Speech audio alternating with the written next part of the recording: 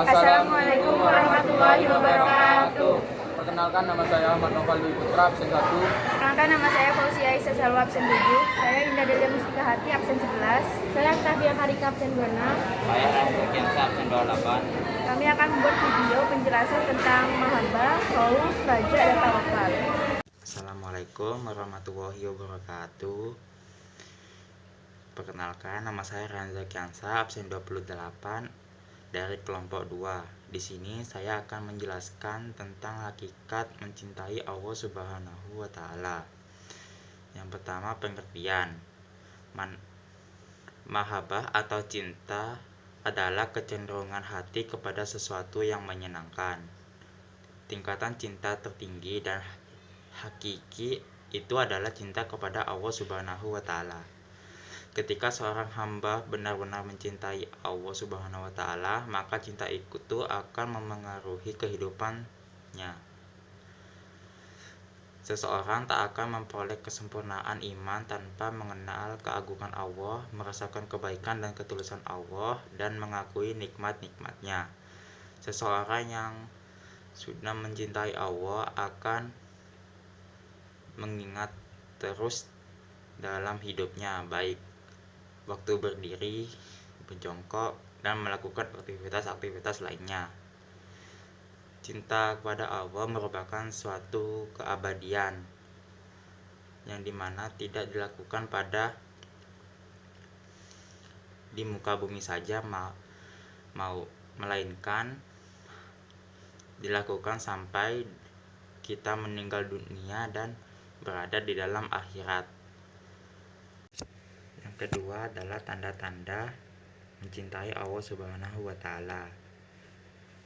Mencintai Allah Subhanahu wa taala tidak hanya melalui kata yang diucapkan mulut semata, melainkan cinta biasanya ditunjukkan oleh hamba yang mencintai, tanda-tanda yang mencintai Allah Subhanahu wa taala. Nah, berikut ini adalah tanda-tanda mencintai Allah Subhanahu wa taala. Yang pertama, mencintai Rasulullah Shallallahu alaihi wasallam. Yang kedua, mencintai Al-Qur'an. Yang ketiga, menjauhi perbuatan dosa.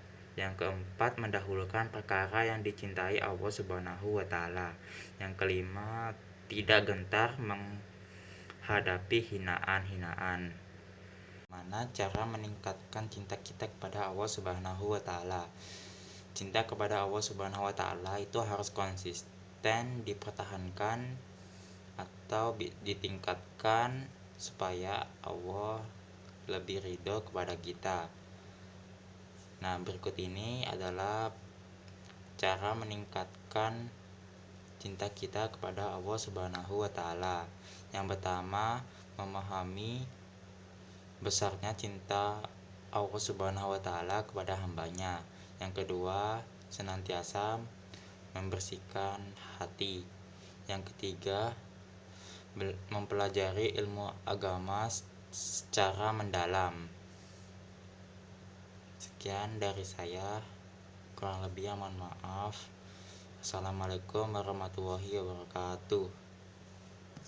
Dalil cinta kepada Allah atau mahabbah terdapat pada Quran Surat Al-Baqarah ayat 165. A'udzubillahi minasyaitonirrajim. Bismillahirrahmanirrahim.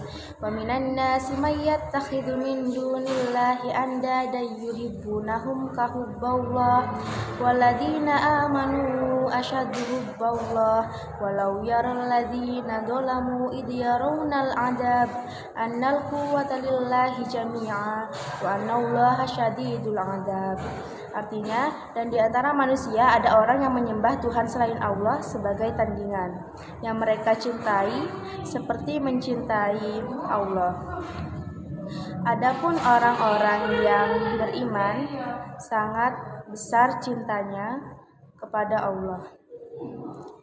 Sekiranya orang-orang yang berbuat zalim itu melihat ketika mereka melihat azab pada hari kiamat, bahwa kekuatan itu semuanya milik Allah, dan bahwa Allah sangat berat azabnya. Niscaya mereka menyesal.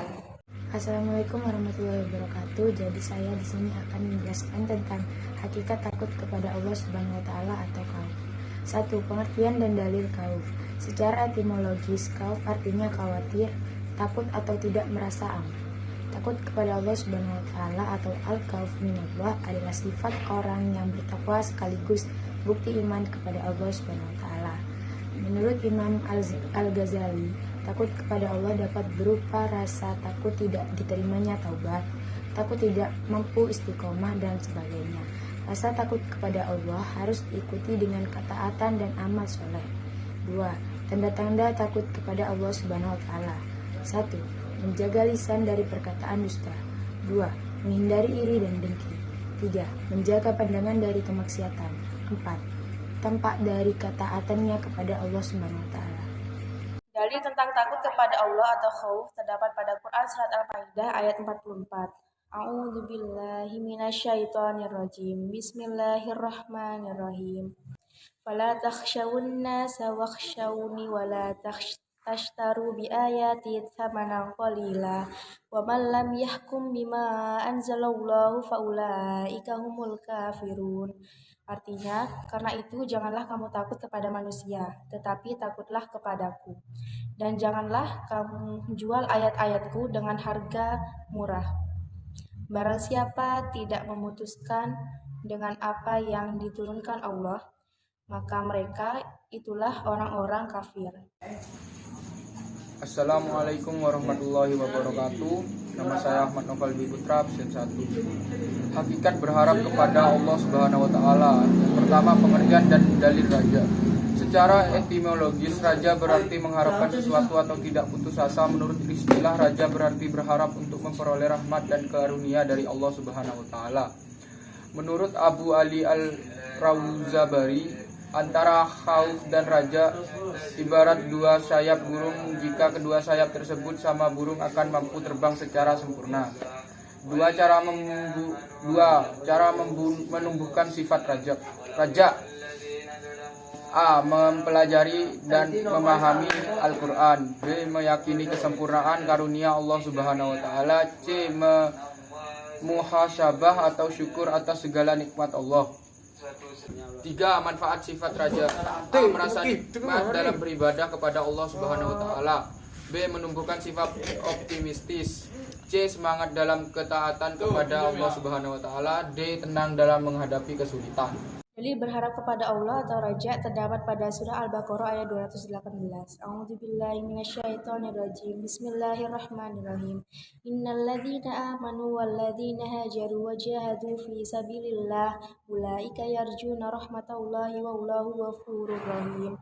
Artinya, sesungguhnya orang-orang yang beriman dan orang-orang yang berhijrah dan berjihad di jalan Allah, mereka itulah yang mengharapkan rahmat Allah. Allah Maha Pengampun, Maha Penyayang. Assalamualaikum warahmatullahi wabarakatuh. Di sini saya akan menjelaskan tentang hakikat tawakal kepada Allah Subhanahu wa taala. Yang pertama, pengertian dan dalil tawakal kepada Allah Subhanahu wa taala. Secara bahasa, tawakal berarti memasrahkan untuk menyerahkan secara istilah. Tawakal artinya secara istilah menyerahkan segala permasalahan kepada Allah Subhanahu wa taala. Setelah melakukan usaha sekuat tenaga. Yang kedua, manfaat tawakal. Yang pertama, diberikan rezeki yang cukup, dijauhkan dari godaan setan, dicintai Allah Subhanahu wa taala, diberikan kenikmatan yang tiada hentinya. Dalil tawakal kepada Allah terdapat pada surah Al-Maidah ayat 23. A'udzubillahi minasyaitonirrajim. Bismillahirrahmanirrahim. Qala rajulani minal ladzina yakhafuna an'amallahu 'alaihim madkhulu 'alaihimul bab fa idza dakhaltumuhu fa innakum ghalibun wa 'alallahi fatawakkalu in kuntum mu'minin. Artinya, berkatalah dua orang laki-laki di antara mereka yang bertakwa, yang telah diberi nikmat oleh Allah. Serbulah mereka melalui pintu gerbang atau negeri itu. Jika kamu memasukinya, niscaya kamu akan menang. Dan bertawakallah kamu hanya kepada Allah. jika kamu orang-orang beriman.